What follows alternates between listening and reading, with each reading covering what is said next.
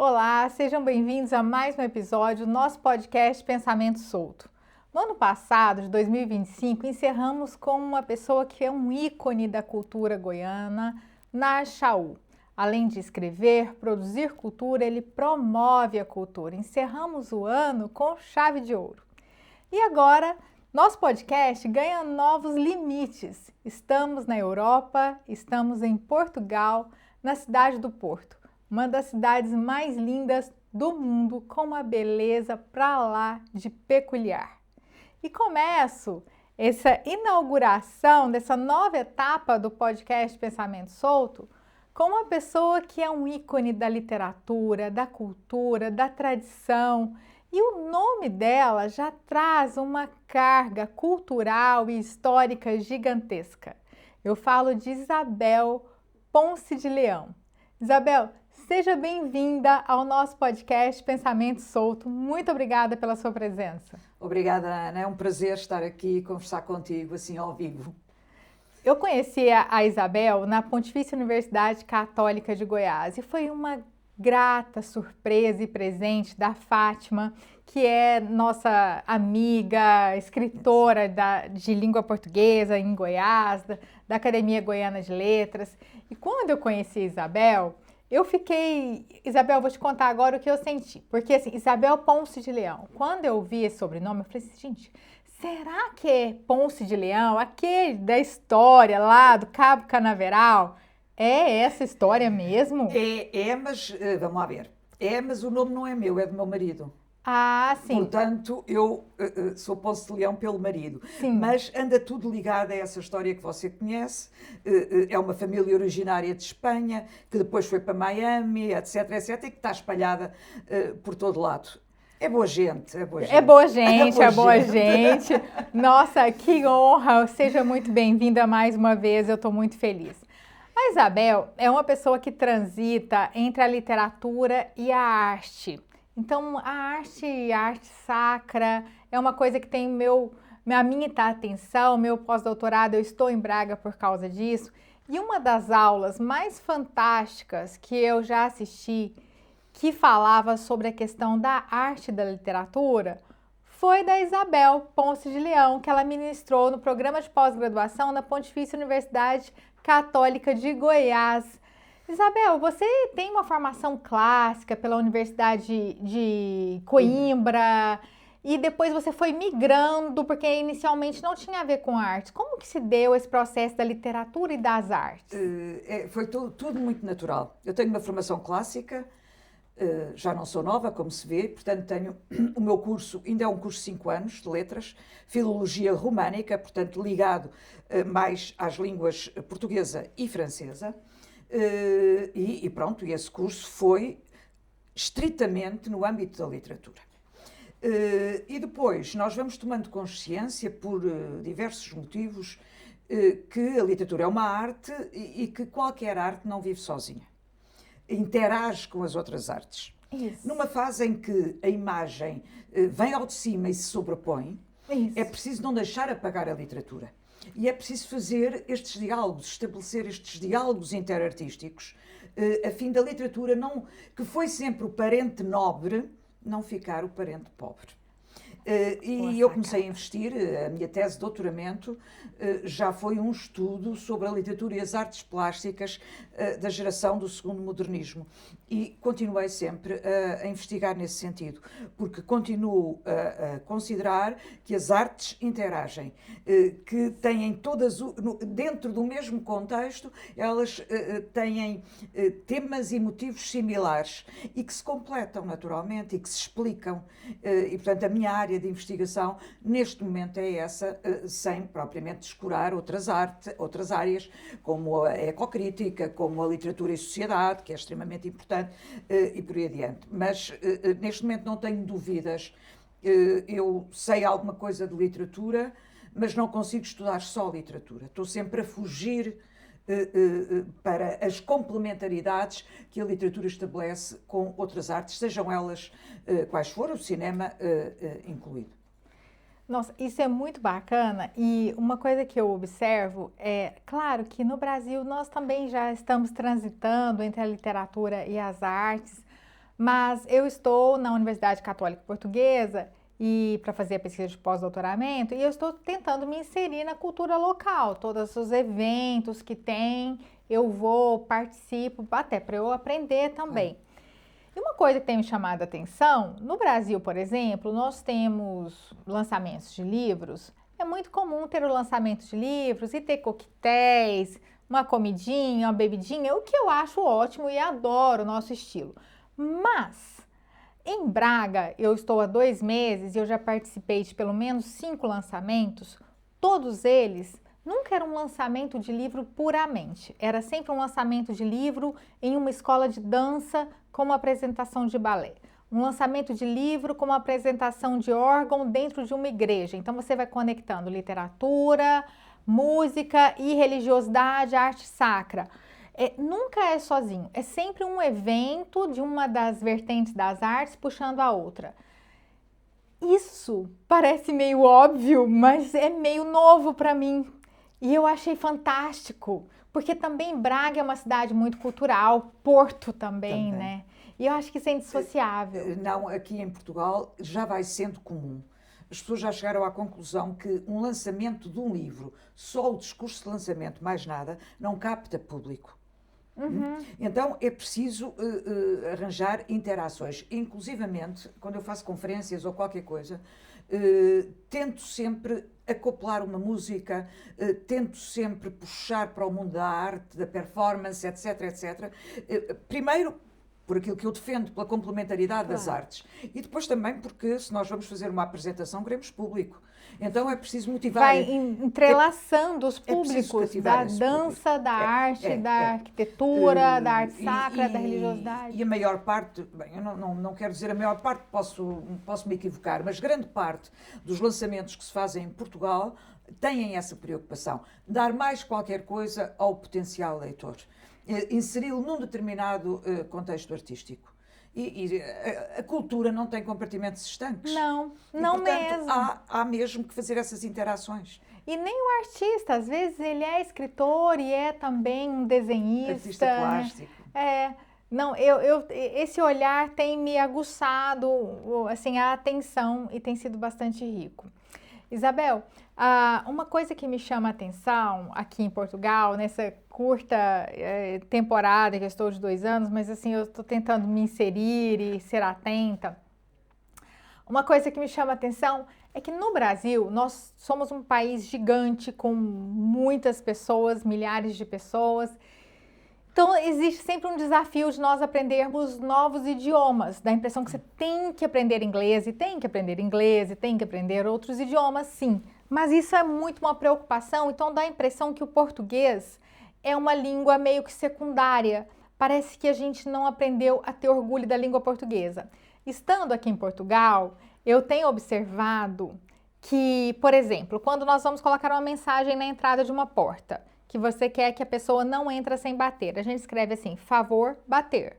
Favor bater. Da forma mais contraída possível, imitando o inglês, Sim. Talvez. Aqui não. Você gasta linguagens dizendo, se você quiser entrar, vírgula, por favor, é uma frase completa, sabe? Com sujeito, com pontuação, não tem medo da língua.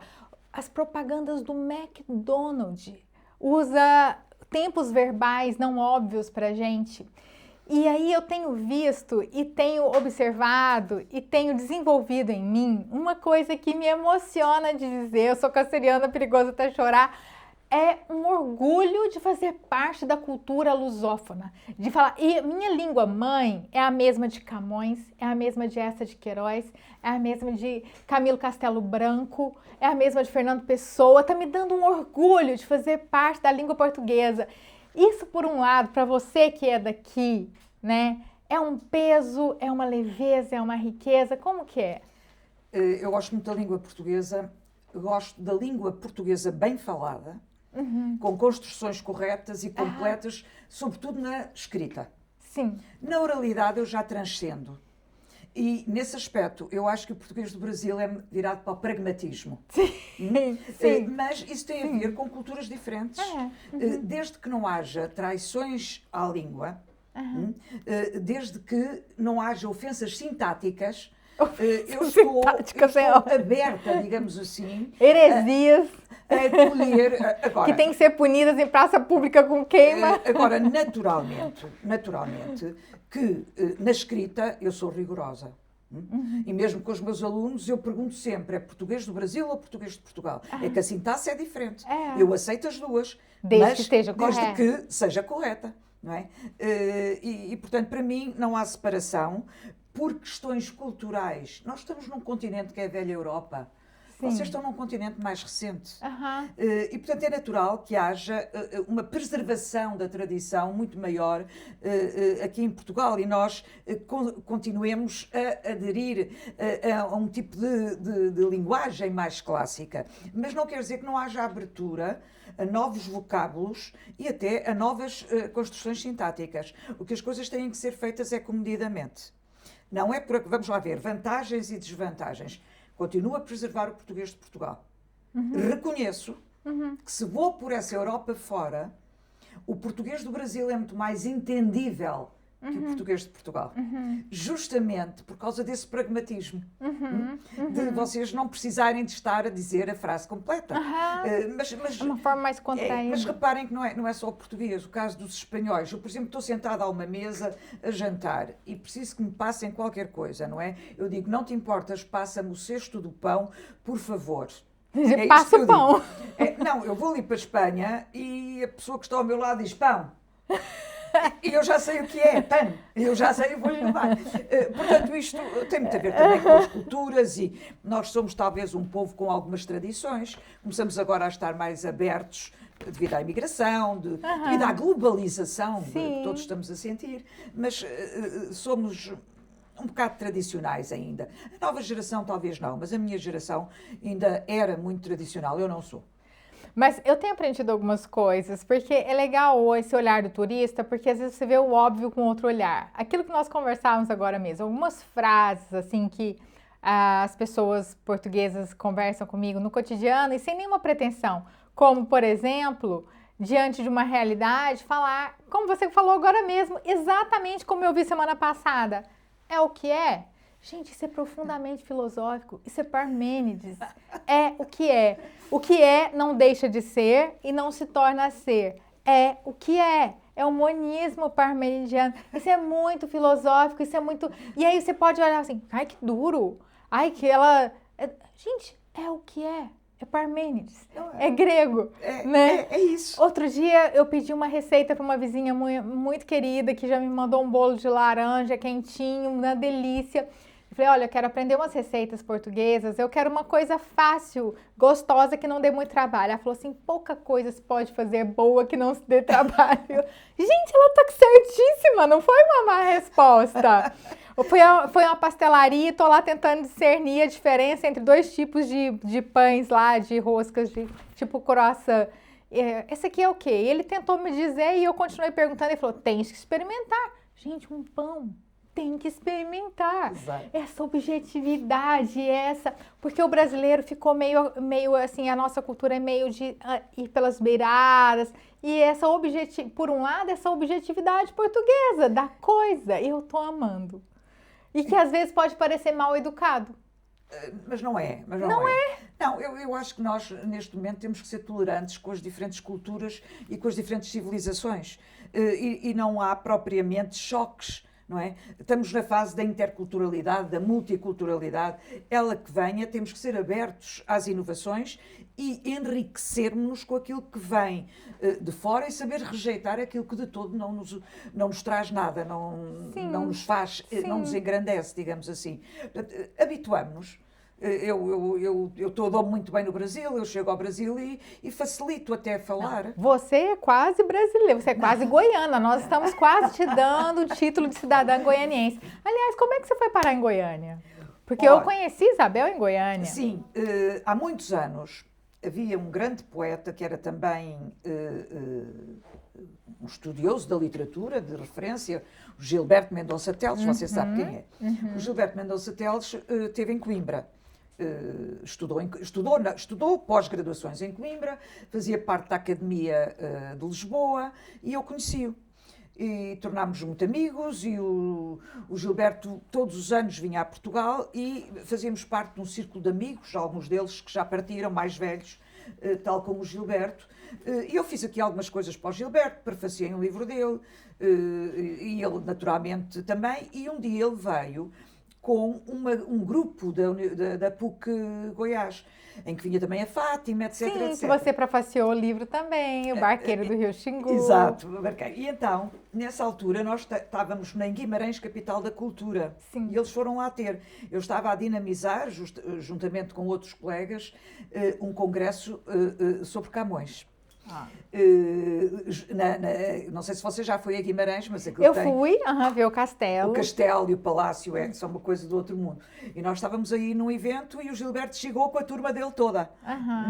E aí eu conheci a Fátima também. Que quase não conversa.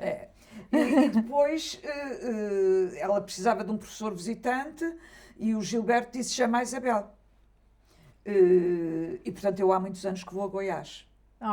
E é um presente. Te conheci lá. Dou o que posso, com todo o prazer. Sou sempre bem recebida. E agora vai para Minas Gerais. Sim. Vai comer um pão de queijo de segunda categoria, porque o de primeira é o de Goiás. Está bem, Ana, ok. Eu vou comer de segunda categoria, mas para mim o Brasil é todo bom. Não, mas lá eles têm um queijo com goiabada.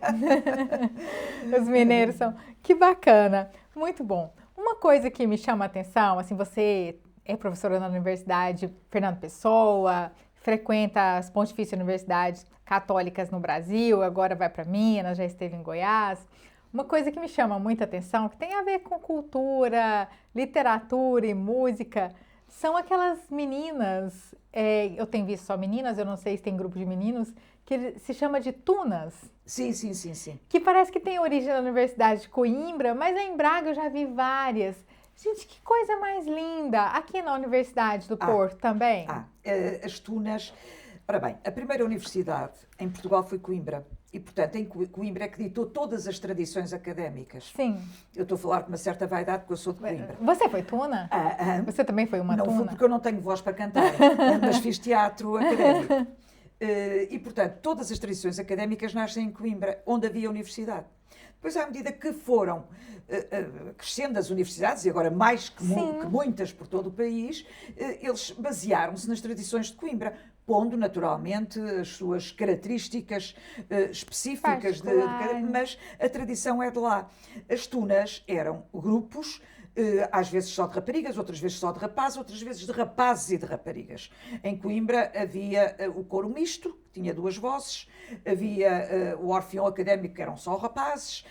Portanto, a tuna já é talvez mais ligeira que esses orfeões e agora aparece em todo lado e de facto é uma mais-valia para a vida universitária. Eu adoro. Quando eu vejo as tunas na praça, outro dia foi o dia do acadêmico, elas fizeram uma apresentação.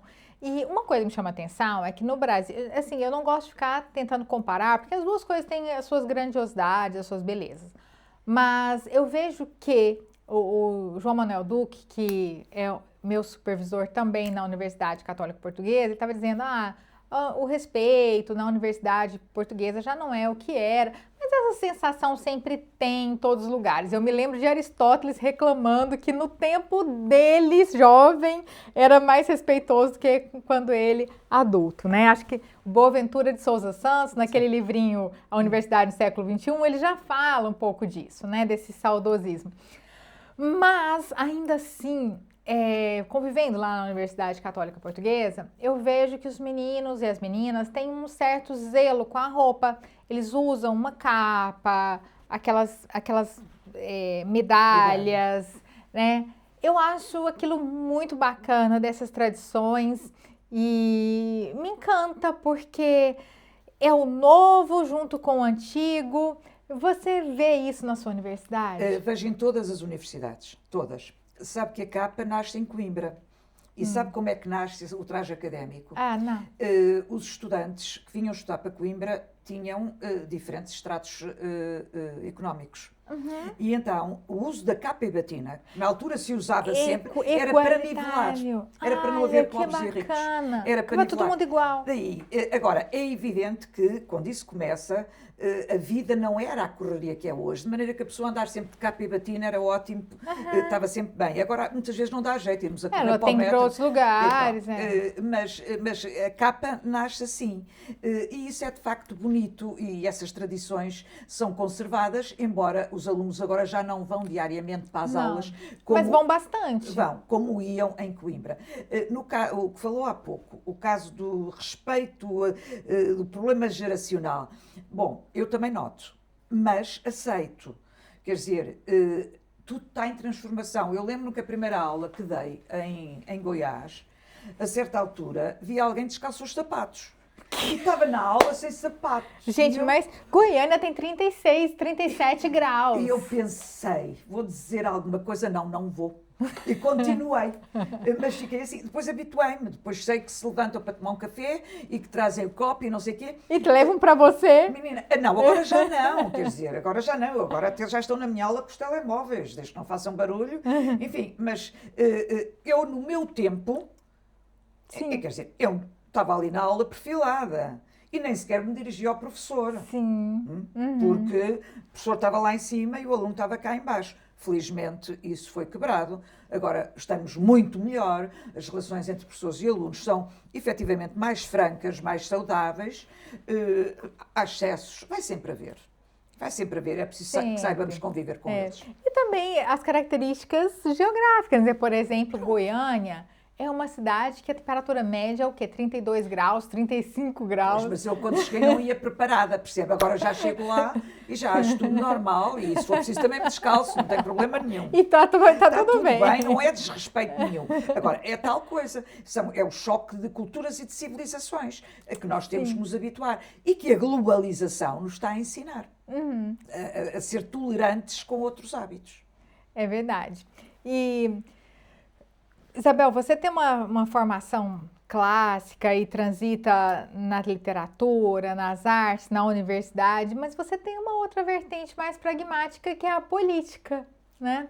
Você foi deputada municipal, né? Eu não sei qual é a nomenclatura exatamente. É deputada municipal. Ora bem, deixa-me dizer uma coisa. Eu sou uma pessoa muito atenta à vida em que estou inserido. Não sou política. Nunca pertenci a nenhum partido político. Sou uma pessoa relativamente conservadora, mas com uma consciência social muito grande e com um espírito democrático muito grande.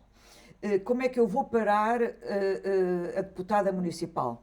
A certa altura há um movimento independente que propõe para Presidente da Câmara uma pessoa que de todo me agradava. Sim. E que eu apoiei. Era independente, não pertencia a nenhum partido, apoiei. Pela primeira vez na vida, foi um dos meus primeiros atos políticos. E depois é tudo normal. Depois fui convidada para a Comissão de Toponímia, que presidi até agora, e fui deputada municipal durante 6 anos. Se me perguntar assim, gostou? Não é o meu género. Não é? Não. Você prefere a universidade? Não, fiz grande sacrifício, mas justamente até porque não sou política. Mas eu acho que nós temos que emprestar alguma coisa à cidade a que pertencemos. Eu, porque às vezes a gente só critica e você poderia fazer o quê? Pronto, né? E de facto a aposta que eu fiz deu certo. Houve grandes mudanças no Porto para melhor, portanto, eu apoiei quem devia apoiar. Portanto, não sou política. Você escreveu alguma coisa, eu sei que você é uma grande escritora, você escreveu alguma coisa mais política ou você sempre escreveu mais literatura pura mesmo? Eu não sou escritora, eu sou crítica. Sou ensaísta. Mas você escreve. Escrevo, mas tudo. A minha escrita vive... Em função do outro. Em função do outro. Portanto, não sou criadora, digamos assim. Não, eu nunca escrevi nada só ideológico. Agora, vamos lá ver. Na minha crítica literária há ideologia. Não é? Isso, nós não podemos ser completamente isentos. As minhas tendências, a minha formação, as minhas doutrinas, obviamente que se plasmam na crítica literária que eu faço. Agora, um artigo puramente político, não.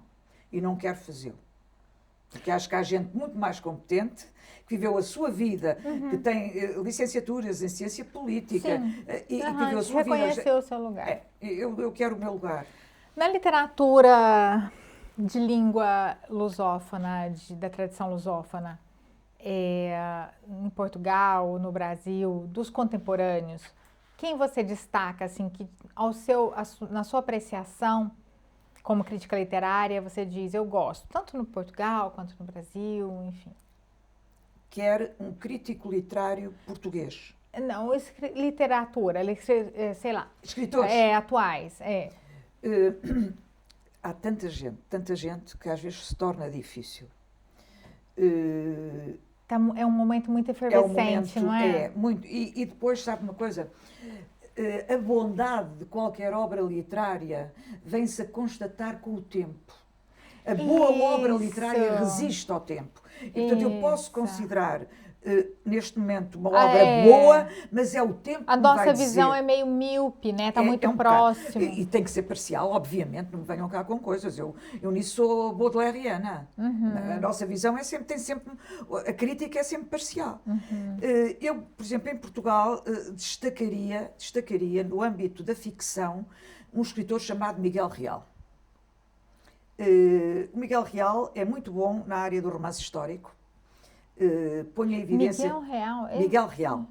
Ponho em evidência uma obra dele, Cadáveres às Costas, que vale a pena ser lido. Para mim, é um dos livros do século XX.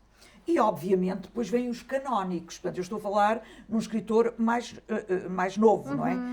Depois os canónicos, um António Lobo Antunes, que faleceu há pouco, um José Cardoso Pires, uma Lídia Jorge.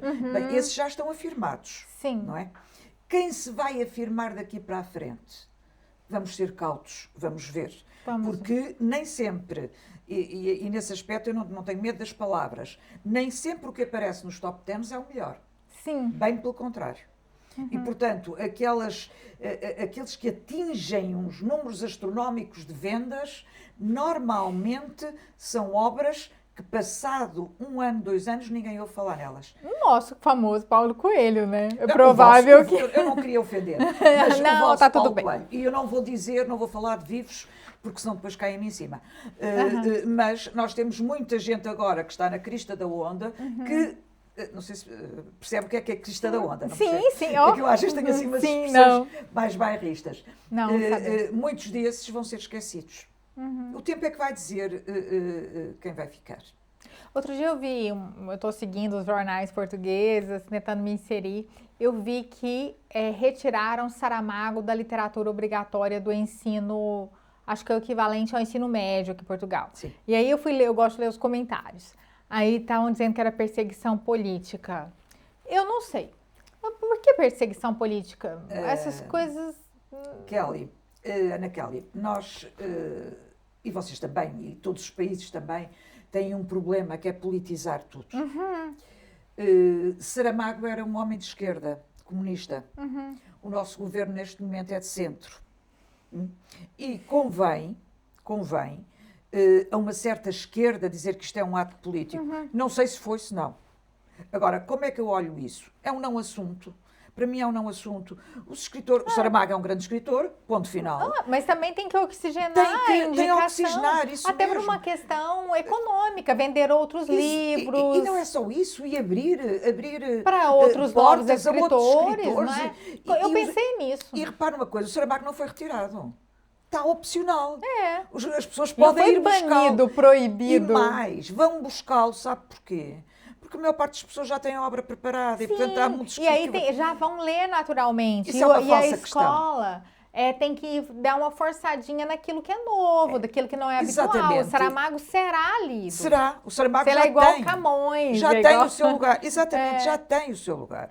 E, portanto, isso para mim é um não assunto e está a ser feito um aproveitamento. E, nesse aspecto, eu culpo muito o jornalismo. De querer, eu sou professora na área das ciências da comunicação e, portanto, estou-me a culpar a mim própria. Mas, de facto, o jornalismo em Portugal não está de boa saúde. Isto é um não assunto. Sim. Isto é um não assunto. É para criar um fato. É para criar um facto. E isso desgosta-me um bocado. Saramago é um grande escritor, ponto final. Quer dizer, e fazer parte ou não dos programas. A Cristina Bessa Luís também é. Lídia Jorge também é. O Lobo Antunes também é. Sim, sim.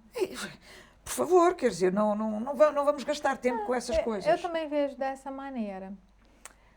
Isabel, assim, você deve ter começado a ter o gosto pela escrita lá bem jovem, bem novinha, assim. Você lembra a primeira coisa que você escreveu? O que você escrevia? A natureza que era aquilo?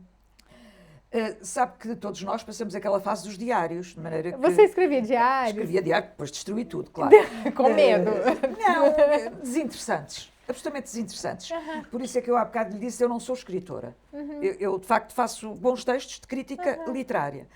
Não sou escritora. Agora, a minha paixão pela escrita vem da minha paixão pela leitura. E sim, eu sou, de facto, uma leitora compulsiva. Isso, sem dúvida nenhuma. Mas isto não é... Isto é inato, quase. Porque a minha geração, e lá vou eu para as gerações, nasce e cresce como? A ler. Eu leio desde os 6 anos. Eu devoro livros desde os 6 anos. Até porque a televisão era tão pouco, assim, quando criança, no Brasil, nós tínhamos 3, 4 canais de televisão, não tinha uma coisa para fazer. Nós tínhamos um a preto e branco, porque a minha é muito mais nova, tínhamos um a preto e branco e acho que só abria à noite ou qualquer coisa. Então, e, portanto, nós líamos imenso. E não tínhamos mesmo as atividades lúdicas que são agora oferecidas aos jovens. Nós, em férias, o que é que nós fazíamos? Líamos imenso, às vezes íamos com os pais à piscina, o desporto não estava desenvolvido como está agora, de maneira que a leitura era o grande refúgio. Havia quem gostasse, havia quem não gostasse. Eu, com 13 anos, li o Jorge Amado todo. Olha só. E o Lins do Rego.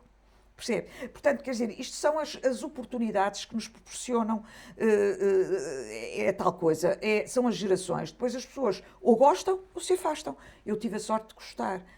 E este meu gosto pela leitura propiciou-me o facto de eu poder trabalhar naquilo que gosto, que é uma coisa que nem toda a gente na vida faz. E eu sempre trabalhei naquilo que gostava. Sabe que quando entrei para a faculdade eu matriculei-me em Direito. Eu queria ser rica. E as letras, rica é ótimo. Letras não dão dinheiro. Não, Direito dá. E eu queria ser rica e, portanto, vou para Direito. Na por cima, na minha família havia gente ligada à área do Direito. Vou para Direito. Eu cheguei lá e disse, não é nada disto, eu vou ser profundamente infeliz. Vou-me embora. E fui para a Faculdade de Letras ao lado. E fiz o curso com a maior das facilidades. E tenho a felicidade de trabalhar no que gosto. Há pouca gente a dizer isto. Sim.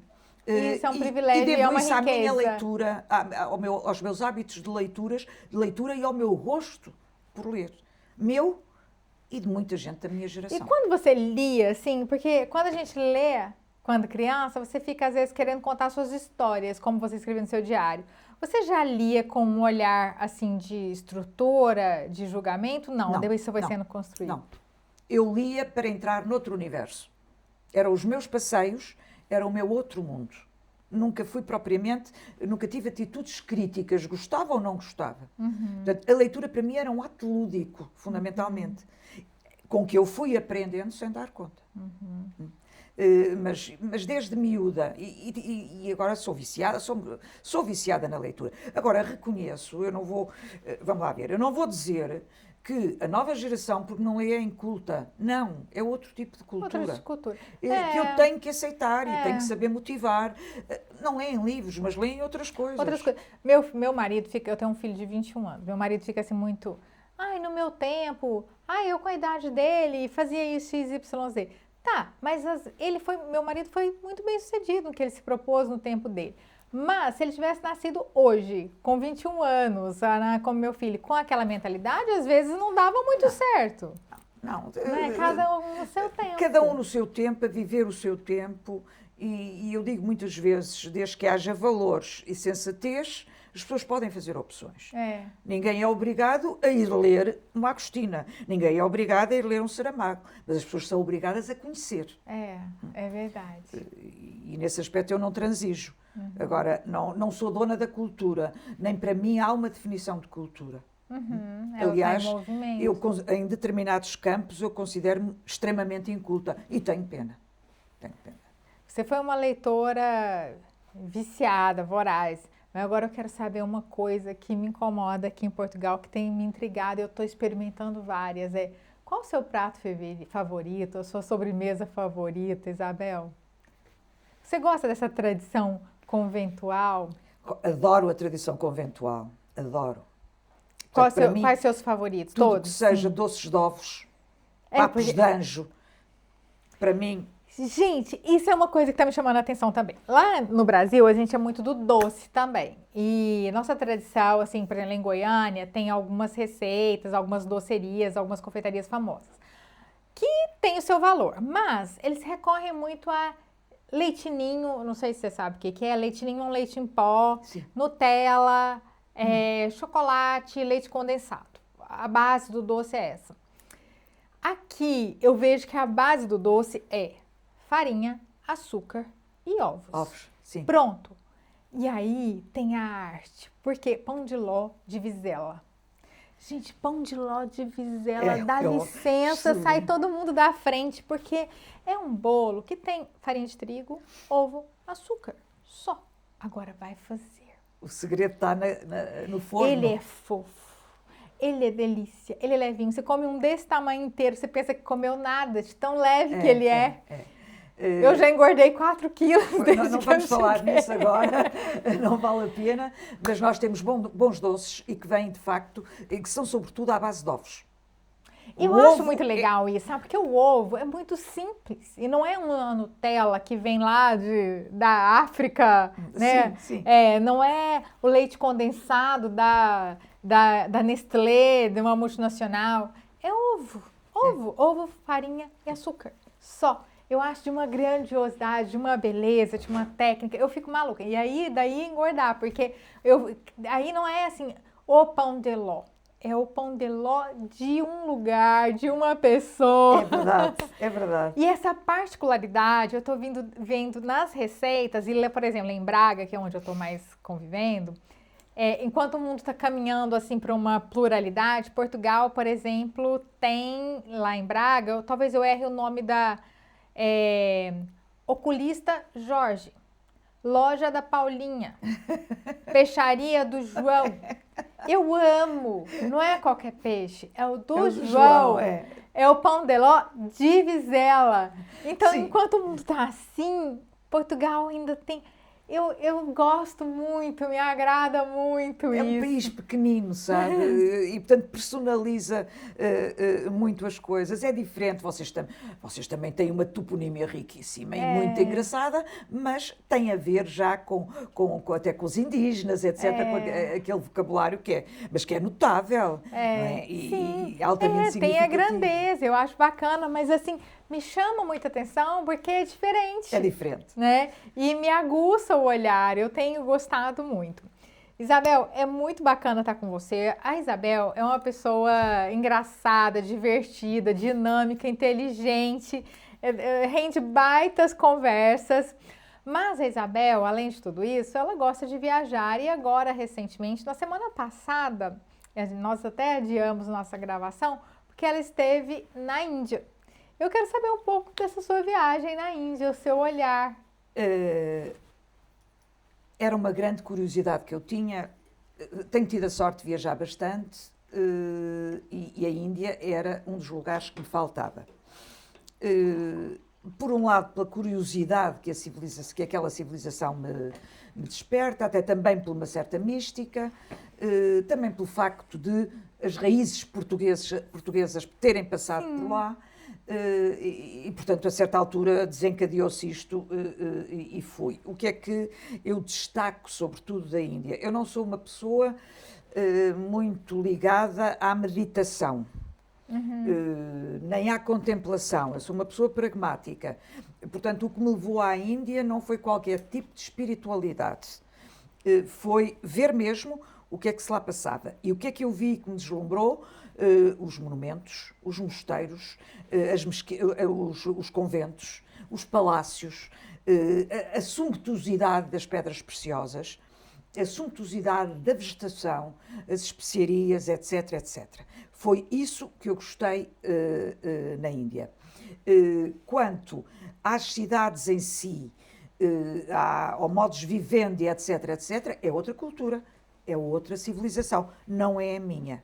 Não vi nada do que me disseram que ia ver, vi naturalmente coisas que me desagradaram, que não têm a ver comigo, que enfim, é outra maneira de viver, mas não o que se diz aqui da Índia. Sim. Não há mortos espalhados pelo chão, a mendicidade não é o que se diz, naturalmente que os hábitos higiênicos são diferentes, mas pronto, resumindo, eu gostei imenso do património deles. Do património, também da cozinha, etc. Acho que são muitos, acho que a pobreza não é tão grande como se diz, embora me escandalizasse um bocado as assimetrias. Há gente muito... A questão da mulher, você observou? Sim, a questão da mulher. A mulher não tem os direitos que tem a mulher europeia. Agora, o que me parece é que elas continuam a aceitar aquilo com normalidade. Mesmo, por exemplo, o casamento. Elas vão casar sem conhecer o marido. É o pai que escolhe. O que é melhor para a filha. Eu estou convencida que, por exemplo, em Bombaim já não será assim. Mas em comunidades menores. Por exemplo, em Jaipur, em Agra, mesmo em Nova Delhi, foi-me dito que era assim, eu não vi. Agora, uma coisa engraçada, quer dizer, o homem trata a mulher um bocado como objeto. É bonita, tem que ter boas joias, tem que estar bem vestida, etc, etc, mas... Para servir. Ele é que manda. Ela aceita? Não sei. Não fiz perguntas, não cheguei... Às vezes também não tem outra possibilidade, não né? não cheguei aí. Agora, as vozes que eu tive é que o homem tem uma consideração muito grande pela mulher, acha que a mulher que é profundamente importante para orientar a vida. Ele diz, eu não estou a ganhar para mim, estou a ganhar para a minha família. É para eles, não é para mim. Portanto, eu não vou fazer juízos de valores. Sim, vou porque aceitar. essas coisas são uma tênues, cultura que né? é diferente. É uma cultura que é diferente. Não vi maus tratos, nada, pelo contrário, vi sempre uma grande admiração do homem para com a mulher. Mas a mulher na Índia tem acesso ao mercado de trabalho. Sim. Trabalha. Muitas médicas, muitas... Sim, mesmo funcionárias professoras dos hotéis universitárias, graduadas, etc, etc. Agora, não consegui ter a percepção de como é que vive a maioria. Naturalmente que sei pelo que eu leio. Agora, ao vivo, não consegui. É de fato uma cultura diferente. Agora, aqui em Portugal, eu tive contato com um livro que eu não conhecia, que é o Novas Cartas Portuguesas, Sim. escrito por aquelas três As Marias, Três Marias, que agora em 2025 foi reeditado. exato. Eu adquiri, comprei, achei muito bacana a leitura, porque é meio envolto numa certa mística, elas são cartas reais, não são, né, de onde que saiu, mas ela é uma espécie também de denúncia de uma condição da mulher, sim, né? sim. Quando você olha a Europa, você falou da mulher europeia, quando você olha a Europa, as mulheres no mundo inteiro têm uma certa desvantagem em relação ao mundo masculino em alguns pontos, mas não é para todas e nem em todos os lugares, nem o tempo todo. Como que você vê a questão de Portugal, tendo em vista esse livro, Novas Cartas Portuguesas? Esse livro, As Novas Cartas Portuguesas, fez muito sentido na altura em que foi publicado, justamente para reivindicar a posição da mulher na sociedade, os direitos das mulheres. É um livro que eu admiro imenso, embora não considere uma obra de arte, Sim. mas é uma obra útil. Sim. Muito útil, e as escritoras depois, aquilo é feito, ainda elas são jovens, elas depois amadureceram. Sim, puderam colher os frutos portanto, e as foi consequências extremamente daquilo. útil. O que é que eu penso da mulher portuguesa? Eu acho que as coisas estão cada vez melhor para nós. Eu nunca me senti discriminada por ser mulher, mas se calhar nós fazemos parte de uma elite que temos formação superior. Pronto, não vou falar o que é que se passa nas fábricas, etc, etc. Mas começo a achar que a mulher já tem os mesmos direitos e os mesmos deveres. E por isso, às vezes, certos exageros incomodam-me. Agora, eu sou uma privilegiada. Eu nunca fui secundarizada por ser mulher. Não tive essa experiência. Parece que, às vezes, enfim, num cenário fabril, as coisas acontecem e os pagamentos são diferentes, etc, etc. Acho que a mulher tem que continuar a lutar pelo seu lugar na sociedade, ver bem qual é o lugar que quer, não é? Porque nem todas querem, não é? E é preciso rumarmos todas para o mesmo lado. E termos a nossa própria independência. Porque há mulheres que não querem ser independentes. Sim. É uma questão de conforto. Isto não é um juízo de valores. Se estão confortáveis, agora, depois têm que sofrer as consequências. Mas acho que isto é uma coisa que por toda a Europa se está a transformar. É evidente, eu não digo noutros continentes, justamente por questões culturais. Mas por toda a Europa, a igualdade homem e mulher é cada vez mais evidente. E penso que não estou a ser otimista. Sim. Penso que é uma realidade. No Brasil está tendo uma alavancada de violência contra a mulher. Mas aí eu faço um parêntese. Eu não sei se tem uma alavancada, um aumento, ou se hoje as coisas são mais noticiadas. Mas o fato é que, em números que se tem notícia, a violência contra a mulher tem aumentado assim gigantemente. Mas daí eu reforço, eu não sei se aumenta de fato ou se sempre existiu e hoje temos mais acesso, porque todo mundo hoje é meio jornalista, todo mundo é meio TV com o celular na mão. Mas que os números são maiores a cada vez mais, sim. Pois, eu ponho o dedo aí. É que não se esqueça que nós agora, eu estou aqui, estou no Brasil. Você esteve ontem a falar com a Fátima.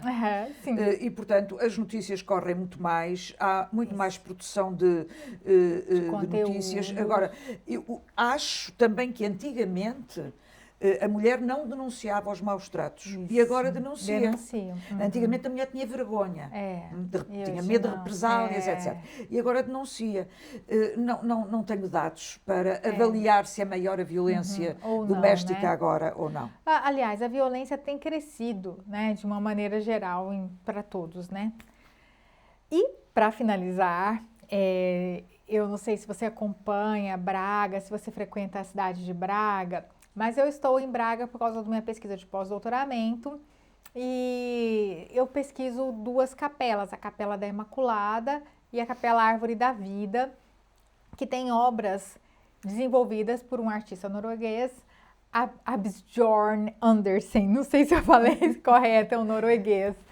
E essas capelas são muito interessantes, não sei se você já viu, se você tem notícia, elas já foram premiadas. E ela é uma arte sacra que contrasta fortemente com a tradição barroca, neoclássica, e tem gente que acha lindo e tem gente que é super crítico. Se você tem uma opinião, algo sobre. Tenho uma opinião e defendo-a intransigentemente. Sim. O barroco existiu porque existiu essa arte sacra, medieval. Ou seja, o presente que nós vivemos existe porque houve um passado. Nós estamos numa fase em que já não inovamos nada, transformamos o que vem de trás. Se não tivesse havido a arte medieval, não havia o Renascimento, não havia a arte clássica, não havia a arte romântica, não havia, voltando atrás, o barroco. Portanto, tudo isso vão sendo mutações. E, portanto, é importantíssimo irmos lá atrás. O presente só se sustenta porque temos passado. Quem não tem passado não tem presente. Sim. E o presente resulta de transformações do passado. E quanto melhor nós conhecermos o nosso passado, maior é a nossa aptidão para criar e para viver o presente e preparar o futuro. Portanto, para mim a arte não é arte antiga nem arte moderna, é arte.